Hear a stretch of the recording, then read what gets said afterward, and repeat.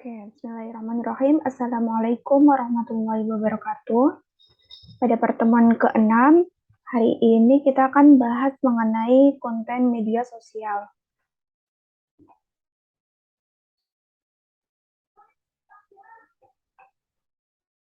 Nah, yang pertama kita bahas di sini adalah apa itu konten dari media sosial. Di sini konten adalah suatu kunci. Jadi, konten digital itu merupakan salah satu kunci keberhasilan dari suatu program digital. Konten ini juga dapat diartikan sebagai segala macam konten yang dapat ditemui di media sosial. Untuk proses pembuatan konten, yang pertama adalah dimulai dari perencanaan yang matang serta eksekusi yang tepat. Di sini dimulai dengan rencana editorial, kemudian masuk ke pengumpulan data. Di sini dibagi menjadi batasan konten masing-masing kanal dan juga keunggulan masing-masing kanal. Kemudian baru masuk ke produksi konten yang berupa tulisan, gambar, maupun video. Oke, masuk ke perencanaan editorial. Sebelum konten dibuat, di media sosial itu lebih baik membuat perencanaan editorial dengan tujuan untuk mempermudah proses pembuatan konten. Tetapi di sini untuk memperjelas kapan konten tersebut akan didistribusikan. Secara garis besar, tujuan perencanaan editorial ini yang pertama adalah memberikan gambaran secara menyeluruh mengenai program media sosial yang akan dijalankan.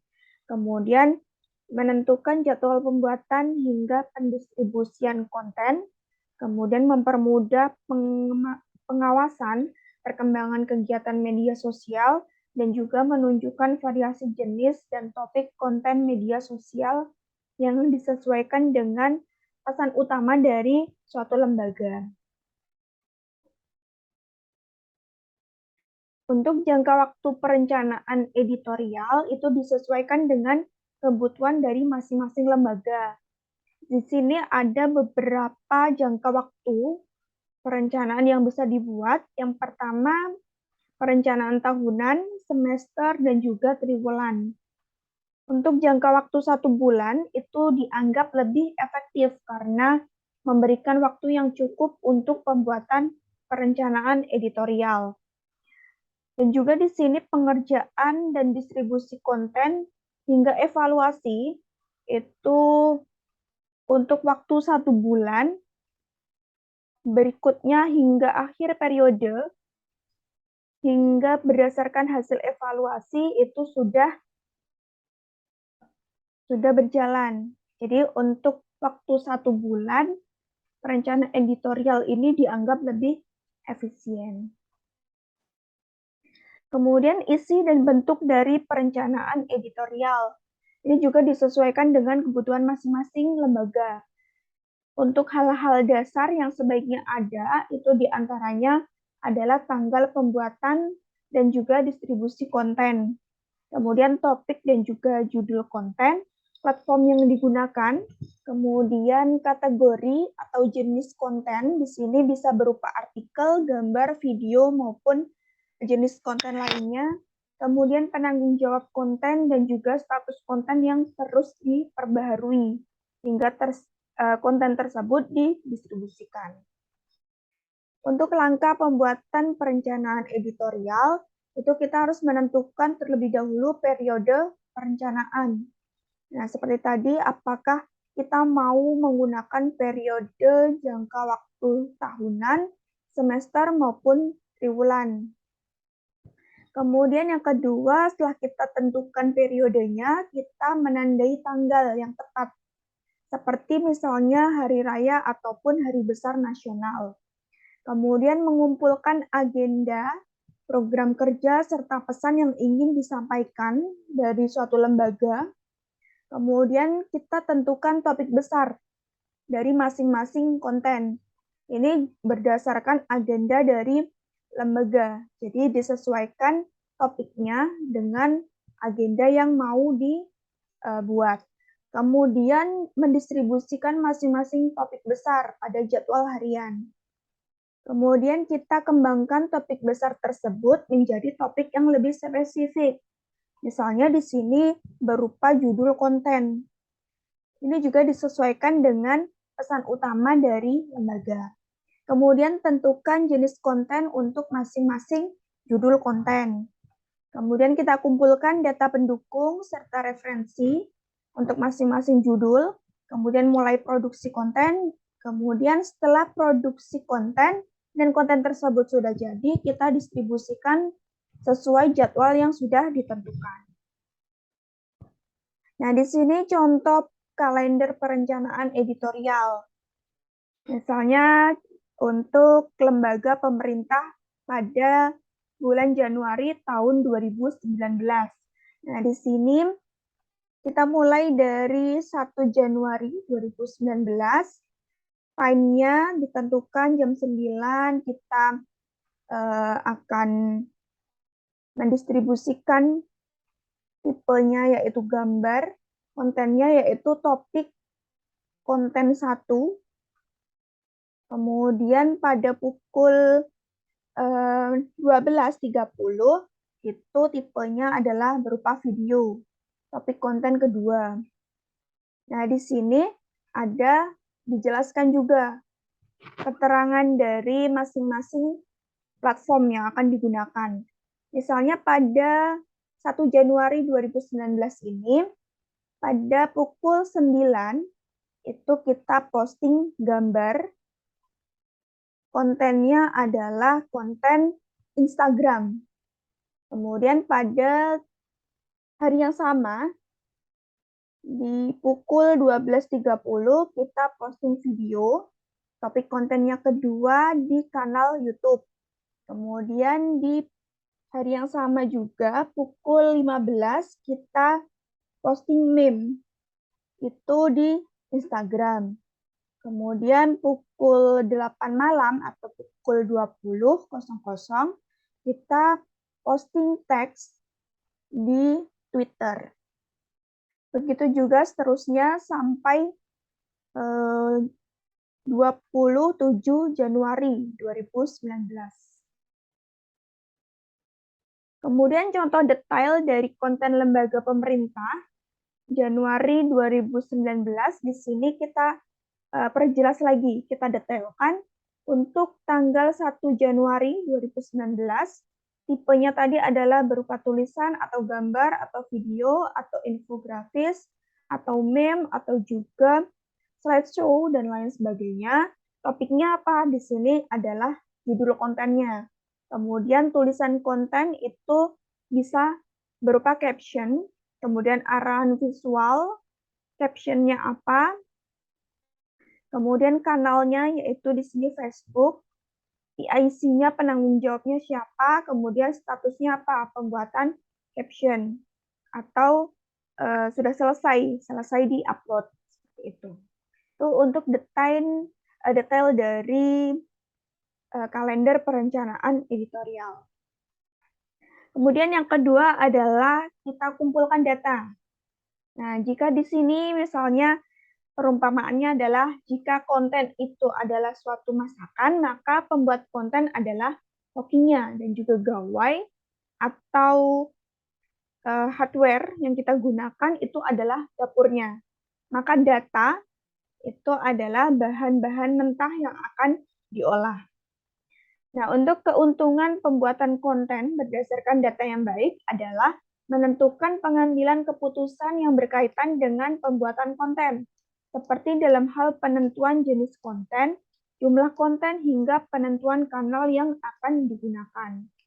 Kemudian keuntungan lain adalah mempercepat proses pembuatan konten, kemudian mengurangi resiko kesalahan pembuatan konten yang mungkin dapat merusak pesan utama yang akan disampaikan oleh lembaga.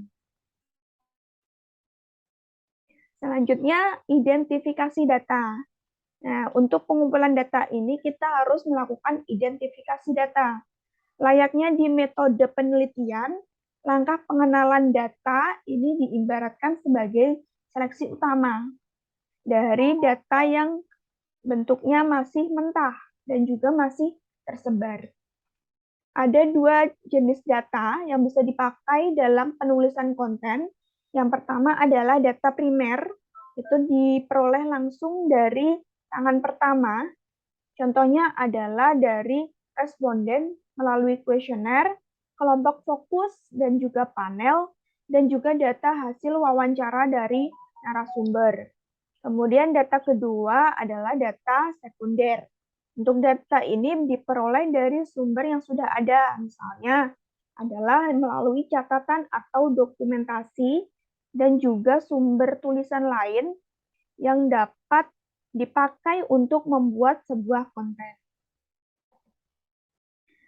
Untuk jenis-jenis data yang dibutuhkan dalam pembuatan konten media sosial, itu bisa berupa data internal lembaga, misalnya laporan tahunan, dokumentasi kegiatan, dan lembaga dan juga data dari lembaga lainnya. Kemudian jenis data lainnya kita juga bisa gunakan agenda dan juga program kerja.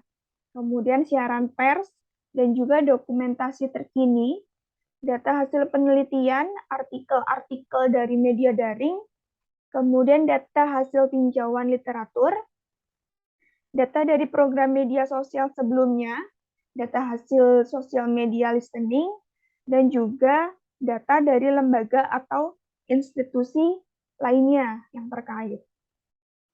Kemudian untuk satu set data yang berkualitas itu biasanya memiliki sifat-sifat berikut. Yang pertama adalah akurat. Ini jelas karena data tersebut itu bisa digunakan untuk pembuatan konten. Jadi, apakah data tersebut itu tepat untuk digunakan dalam pembuatan konten? Kemudian tepat waktu, di sini apakah data tersebut itu merupakan data terkini atau relevan dengan topik yang dibahas. Kemudian relevan di sini adalah apakah data berkaitan dengan topik yang ingin dibahas. Terus bagaimana kaitannya dengan topik yang akan dibahas. Kemudian sifat yang keempat adalah lengkap. Nah, di sini kelengkapan datanya seperti apa? Apakah data tersebut merupakan keseluruhan data atau diambil sebagian data yang masih berlaku. Kemudian faktual, ini bagaimana kebenaran dari data tersebut. Kemudian sahih atau valid, itu apakah metode pengambilan data yang dilakukan itu sudah sebagaimana mestinya. Kemudian kredibel, apakah sumber data itu dapat dipercaya. Kemudian setelah kita lakukan identifikasi data, selanjutnya kita inventarisasi data tersebut, yaitu kita manajemen data yang baik, tidak hanya berhenti di pengumpulan data, dan juga pengenalan atau identifikasi data. Namun juga harus diikuti dengan inventarisasi data. Inventarisasi data ini adalah proses dokumentasi data dengan metode tertentu, sehingga aset data itu mudah dicari ketika hendak digunakan kembali. Tujuan utama dari inventarisasi data ini adalah untuk menjaga kesinambungan proses kerja. Untuk penyimpanan data itu dapat dilakukan dengan dua cara, misalnya di sini adalah kita lakukan dengan cara offline maupun online. Nah, untuk penyimpanan lokal atau offline, itu kelebihannya adalah waktu pengaksesan cenderung lebih cepat, karena kita tidak perlu menggunakan internet, gitu ya. Kemudian tidak membutuhkan koneksi internet, lebih aman dari peretasan, kemudian kontrol data juga berada di tangan lembaga sepenuhnya. Kemudian kekurangan dari penyimpanan data offline itu kita harus bergantung pada kondisi perangkat keras. Kemudian rentan akan virus dan juga malware, dan juga kurang praktis. Sedangkan untuk penyimpanan secara online atau cloud storage, di sini kelebihannya adalah dapat diakses kapanpun, dimanapun, oleh siapapun. Kemudian efisiensi biaya, karena tidak perlu perangkat keras spesifik, dan juga penambahan kapasitas dan migrasi data lebih mudah. Namun, untuk penyimpanan secara online, itu juga memiliki kekurangan, karena kita harus bergantung pada koneksi internet.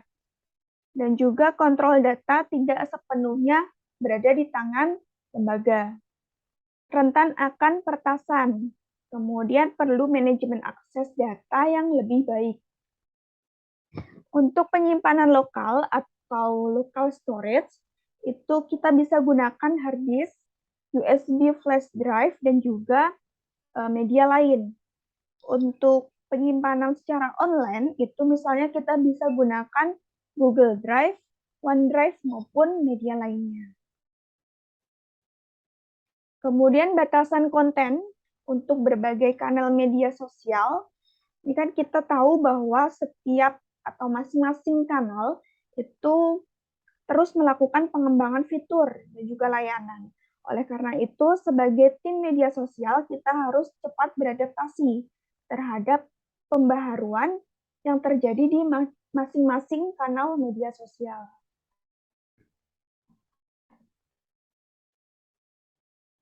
Nah, ini adalah batasan dari masing-masing media yang bisa kita gunakan. Misalnya di sini kita mengenal ada 4 platform. Yang pertama adalah Facebook.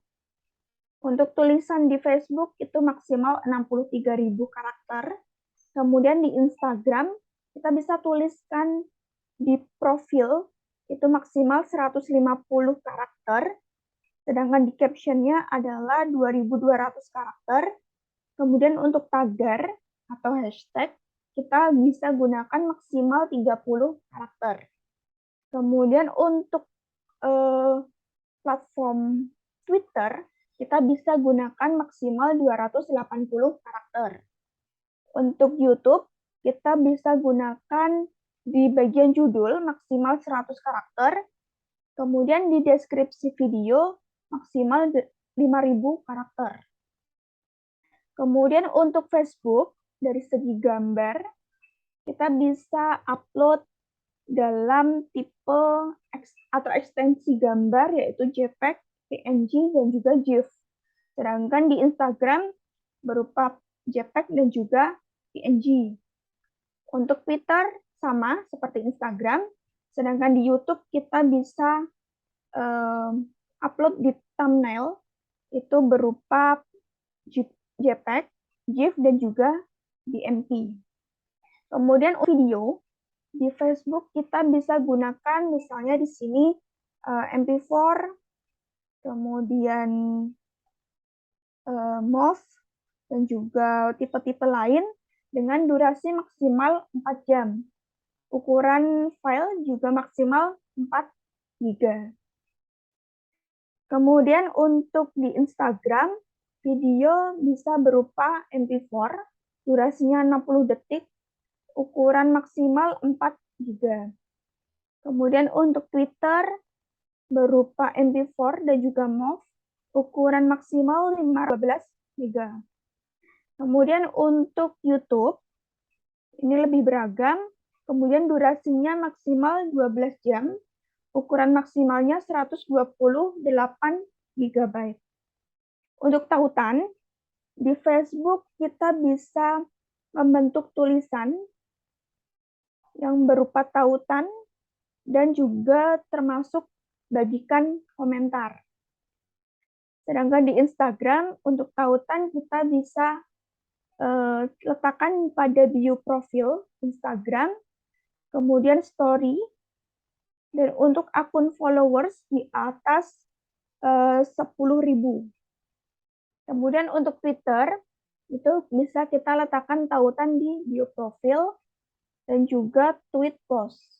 Untuk YouTube, pada deskripsi video, pada fitur annotation, namun di sini kita harus membuat tautan dari YouTube.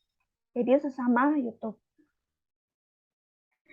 Kemudian setelah kita tahu batasan masing-masing media, kita di sini akan pelajari mengenai unggulan dari kanal media sosial. Nah, untuk tim media sosial itu juga harus tahu tujuan pembuatan topik yang disampaikan berdasarkan perencanaan editorial yang sudah dibuat sebelumnya. Hal ini untuk mempertimbangkan tren yang sedang terbentuk di media sosial itu sendiri. Misalnya di sini menurut Alfred 2 dari Buffer, itu konten-konten yang terbukti berhasil di media sosial adalah Facebook yang pertama, itu berupa video dan juga konten terkurasi, berupa kompilasi dari video atau foto. Kemudian untuk Instagram, konten-konten yang berhasil adalah foto beresolusi tinggi, quotes, dan juga story. Untuk Twitter adalah berupa konten berita, blog post, dan juga GIF. Kemudian untuk YouTube, khususnya di Indonesia, adalah video yang mengandung berita atau kontroversi. Ini merupakan pengamatan dari video trending.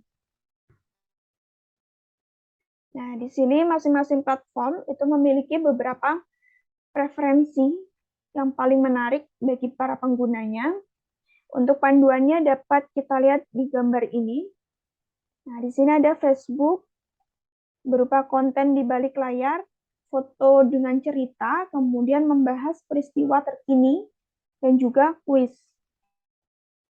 Kemudian untuk Instagram itu berupa kutipan inspirasi, pemandangan, makanan, dan foto sejarah. Untuk Twitter berupa kutipan inspirasi, berita terkini, lawakan, gerakan perubahan, kuis, dan juga tips. Sedangkan di YouTube berupa ulasan atau review, kompilasi dan daftar peringkat, serta cara mengerjakan sesuatu atau how to. Kemudian setelah kita tentukan tadi medianya apa, kemudian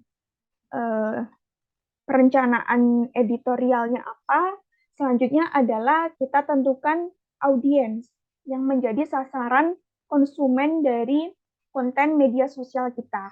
Di sini audiens atau people adalah masyarakat yang menjadi sasaran komunikasi dari konten yang dibuat untuk masing-masing media sosial. Penentuan audiens ini bukan berarti pembatasan untuk penyebaran informasi, tapi lebih ke penyesuaian pendekatan seperti gaya bahasa yang digunakan dalam setiap konten. Artinya di sini adalah ketika kita membuat konten, masing-masing lembaga harus memahami karakteristik dari pengguna media sosial itu sendiri. Khususnya di sini adalah di Indonesia. Nah, untuk komposisi pengguna internet di Indonesia berdasarkan usia, ini menurut Asosiasi Penyelenggara Jasa Internet Indonesia, itu berdasarkan hasil survei, perlu dipahami bahwa karakteristik pengguna media sosial bagi milenial itu sebelumnya membuat suatu program di media sosial. Di sini misalnya adalah berdasarkan survei ya, untuk usia 19 sampai 34 tahun. Itu sekitar 49,5% telah menggunakan jasa internet. Kemudian usia 13 sampai 18 tahun itu berada di 16,7%. Kemudian usia 35 sampai 54 tahun 29,6%. Kemudian sisanya di usia 54 tahun. Itu sekitar 4,2%.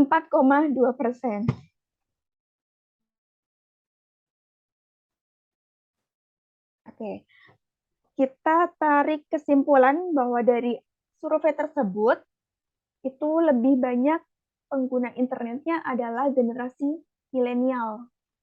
Nah, untuk karakteristik dari pengguna internet generasi milenial adalah menghabiskan lebih banyak waktu untuk mengakses internet, yaitu lebih dari 3 jam.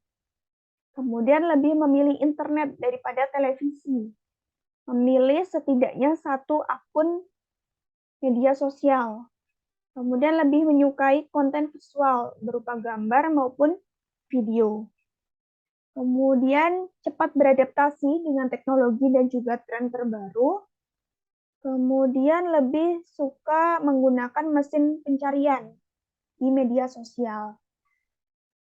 Selanjutnya lebih percaya pada konten yang dibuat oleh perorangan daripada informasi satu arah. Kurang menyukai konten dengan tulisan yang terlalu panjang dan senang berbagi di media sosial.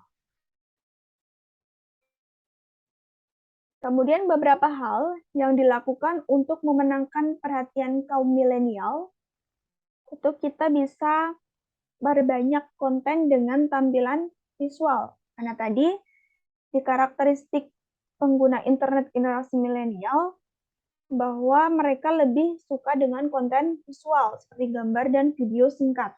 Jadi kita bisa berbanyak konten dengan tampilan visual. Kemudian tulisan dalam konten itu sebisa mungkin dibuat sederhana dan sesingkat mungkin. Selanjutnya adalah kita bisa gunakan kata kunci atau tagar untuk memudah pencarian ya. Kemudian kita bisa memanfaatkan media sosial sebagai sarana penyebaran berita. Kita bisa juga dengan gunakan pemimpin atau tokoh dalam lembaga untuk aktif di media sosial. Selanjutnya adalah kita bisa berkolaborasi dengan influencer. Nah, untuk langkah-langkah menentukan audiens, kita bisa dengan 2 cara. Dengan menentukan atau mencari. Nah, di sini ketika kita tidak punya target, kita bisa melakukan hal-hal berikut. Misalnya, di sini kita bisa berupa demografi. Cara ini adalah cara awal untuk mengetahui latar belakang audiens kita. Nah, dengan demografi media sosial, kita bisa sesuaikan konten apa yang sesuai dengan karakteristik audiens yang kita kehendaki. Kemudian kita juga bisa menentukan lokasi. Untuk lokasi di sini adalah apakah sasaran audiens yang dituju sudah cocok dengan tujuan yang dibuat di awal. Kemudian pemilihan lokasi ini juga untuk mengukur strategi media sosial yang akan kita buat. Kemudian kita bisa tentukan berdasarkan psikografi. Di sini berbeda dengan demografi. Untuk psikografi itu lebih sulit ditebak secara eksternal karena lebih relevan dengan kepribadian mereka.